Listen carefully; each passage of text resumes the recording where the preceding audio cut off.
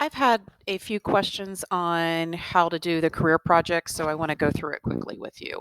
You're going to find the link under the 2020 coronavirus folder, which is under Unit 2 College and Career. So you'll click that 2-6 link. Okay, this is just the folder guide telling you what you're going to do. This is actually what you're going to do, the second link down. You're going to take these career surveys. You need to have a notepad next to you so you can jot down careers that most interest you after you take each survey. So have a notepad and pen and pencil available. Okay, so the directions say take the following 4 quizzes to help you locate jobs that would best fit you.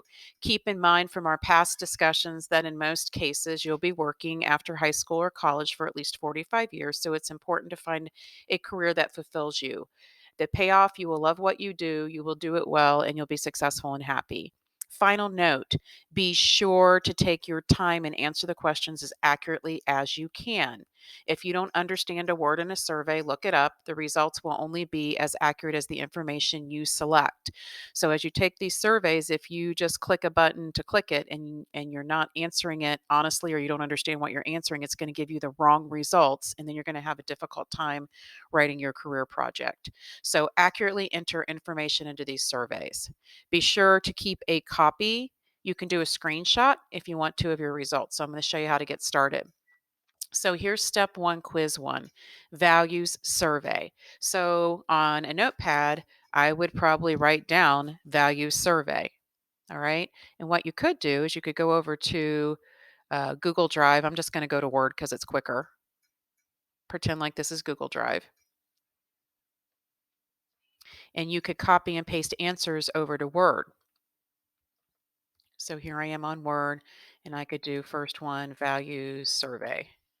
And then I could keep my information under the values survey as I'm going. So I click this link.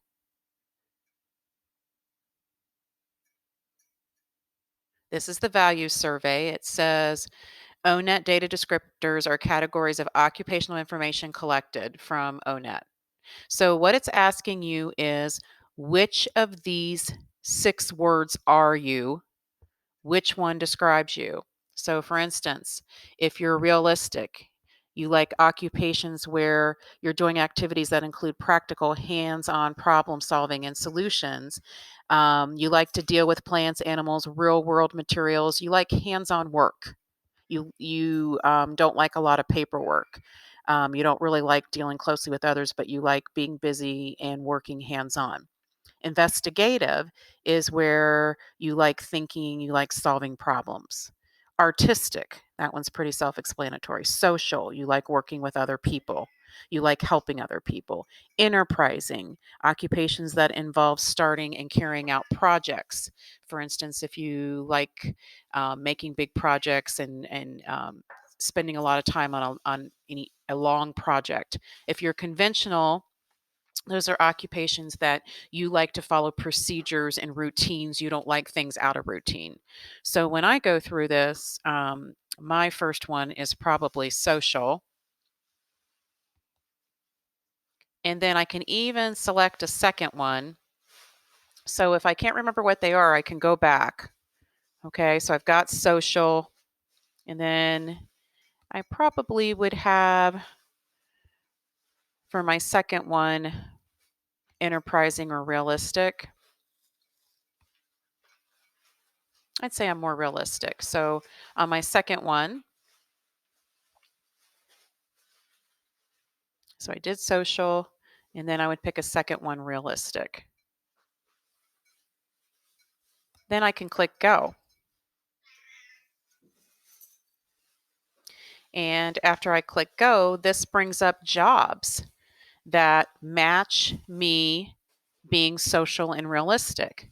A 1 job zone means that there's no education required.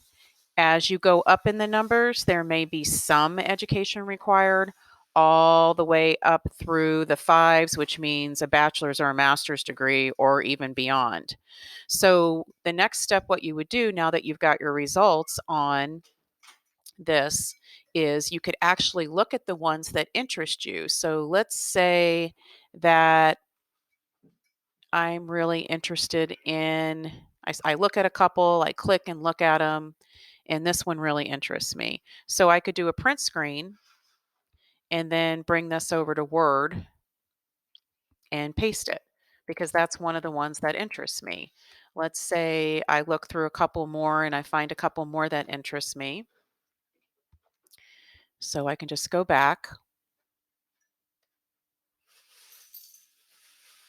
say chiropractor interests me. I click it, I read about it, and then I can print screen it and bring it over to Word and paste. So right now with all these surveys, what you're doing is you're trying to find the jobs that most interest you. These are not surveys that you should be rushing through. You're going to have to take your time with the results. Like this is a big list. So you want to narrow it down to jobs that you're willing to dedicate that much time and energy into the education. If you don't want a ton of schooling outside of high school, you may want to consider 1, 2 jobs instead. If they have a star, that means they're a bright outlook for the future, and that means they're a job that'll be in demand in the future. So those are always good to look at. A green one means it's environmental friendly. So those are important jobs. It's going to take a while, but you want to look through these. You want to look through these and look at the jobs that most interest you. It doesn't hurt to read them. And if one doesn't interest you, go back and look at something else. But you should probably gather like 5 or 6 from each survey that interests you. So this is how you do the first survey. When you're done, keep your Google Doc open. And let's pretend you've got 5 or 6 careers. Now you can do the second survey. See how I've labeled it down here at the bottom? And I'll do a video on the second survey coming up next.